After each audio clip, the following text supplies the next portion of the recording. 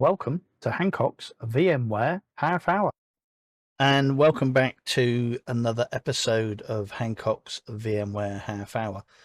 Well, we're going to take a little mini break from our mini series on VMware Workstation Pro 17.6.2. And we're going to take a little break from our how-to series on VMware vSphere Hypervisor version 7 and version 8. And we're going to go back and have a little look at the Synology NAS. And I've started a little mini series on the Synology NAS in how I want to craft it to how I want to use it in the home lab here at Hancock's VMware Half Hour. And in the first part, I showed you how we can take an out-of-the-box Virgin Synology NAS and set it up with DSM for the first time in part 1. And in part 2, I showed you how to add an SSL certificate. We could have used Let's Encrypt, but here in the home lab, we have a Microsoft certificate services or server. So we created a CSR and we pasted that CSR into our server here and generated our own certificate and applied that to our Synology NAS. So today in part 3, we're going to have a little look at something called Portainer. And Portainer is a very clever little web interface management product for Docker, Podman and Kubernetes. It's been around for a number of years now. I use Portainer a lot to manage Docker containers.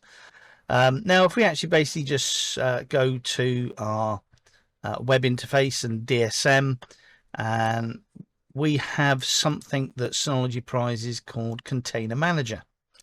And Container Manager shows our Docker containers. And I've got a couple at the moment that are running. I'm running MiniM server, and I'm also basically running the Lyrian music server as well, and this is the Lyrian music server. This is for Logitech Squeezebox products actually, and Logitech no longer produces these, so they're very legacy now. They're very old. I don't think Logitech maintains the code anymore. So recently there's been a rebrand of it, and it's basically now created in open source, and it's called Lyrian LMS. And we've got another one here as well, a little Docker container, which basically serves UPnP and DNLP, I think, for some of the other streaming devices that we have here in the home lab in the office. These have been for many years I was going to say physical servers, but they're not actually been physical servers because we don't actually have any physical servers in the home lab here, other than VMware vSphere Hypervisor. So we have physical servers that run the VMware vSphere Hypervisor on bare metal, but then everything's a virtual machine. So we have virtual machines that have been running these for years, and yeah, I'm a bit of an old fart. You know, when we started off with virtual machines, 26, 27 years ago, there was no such thing called Docker. But I have been having a little think about energy in the lab, and usage and storage space, and containerizing services. There isn't really any need to have a full-blown virtual server for these, so I've containerized them, and I think I'm going to carry on containerizing a lot more services, I think, on this Synology NAS.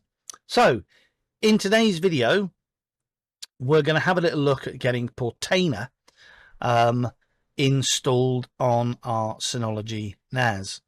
And the reason why I want to use Portainer, the Synology Container Manager is okay. It's very basic, and I want to use stacks on Portainer so we can create some Docker containers from scratch in the future. In our next video, in our upcoming video. We'll be doing that. We'll be creating a container from scratch using Portainer.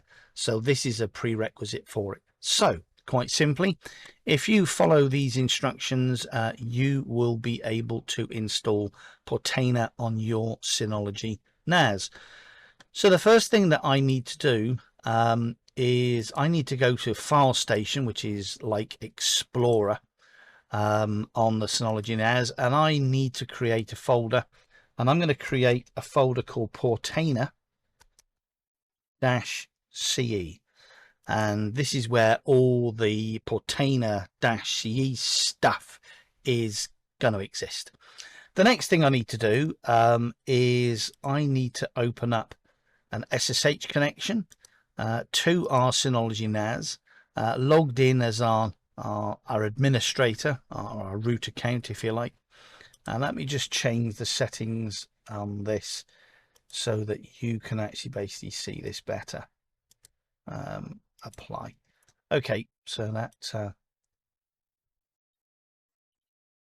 just let me minimize that a bit so it actually basically fits on screen. Okay, so the command we're going to use, and I'm just going to copy and paste it over here, but I do need to change it.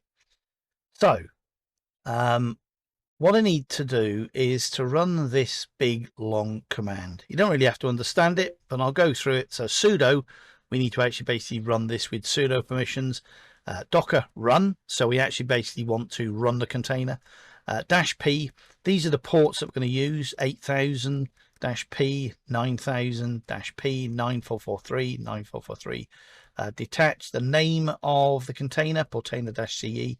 Restart always, so basically if it fails at restart.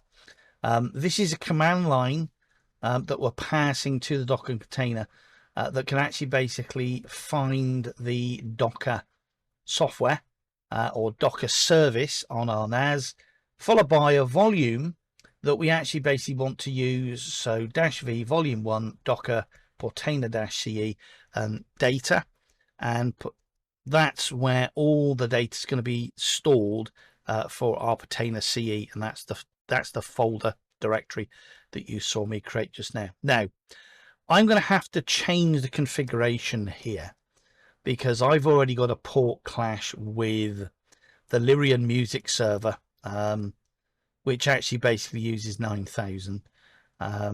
So I'm going to change my command line to 9010, but you leave yours at 9000, you won't have any problems.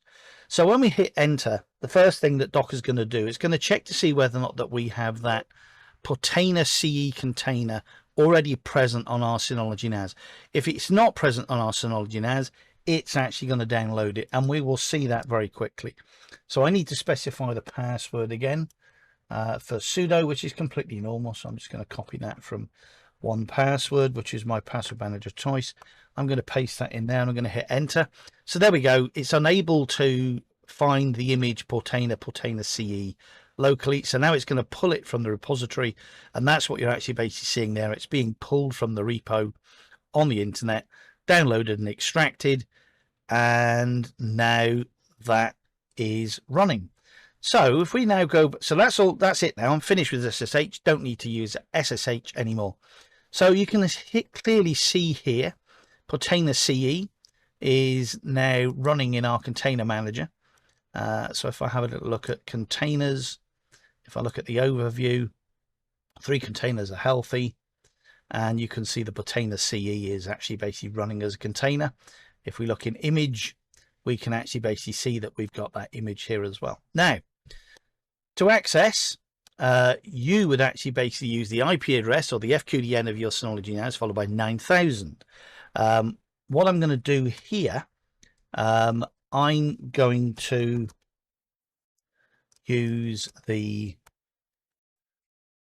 port 9443, which is the HTTPS port.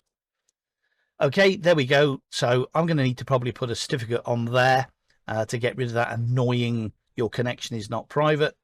I'm going to proceed, and here we go. Portainer is loading. So this is the chance now where you're going to get basically to enter a administrator username. So don't use admin, use something completely different. And I'm going to specify a password, usual password. So allow collection of anonymous statistics. No, I'm not going to allow collection of anonymous statistics. So username, ADAPH, password, and I'm going to create user. That all looks good at the moment. So I'm going to click get started.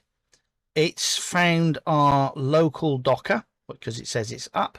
I'm going to click live connect, and now we can see we've got 3 containers here that are all running. And if I look at our images, I can actually basically see our 3 images as well. So, you know, coming back to one of the benefits I mentioned before, that currently I use virtual machines for mini IM server and also LMS, Lyrian music server. You know, those are full-blown Ubuntu virtual machines that I'm running, that obviously has 2 or 4 CPUs, 4 gig of RAM, and probably 20 or 40 gigs worth of storage. And here we've got the same services running in Docker, and the size on the disk is 500 meg, and the size on the disk for the Lyria music server is 208 meg. So there's a massive benefit really in, you know, reducing the footprint required to run those services. And of course, I don't have to worry about any of the associated security and critical updates that I keep having to do with Ubuntu as well.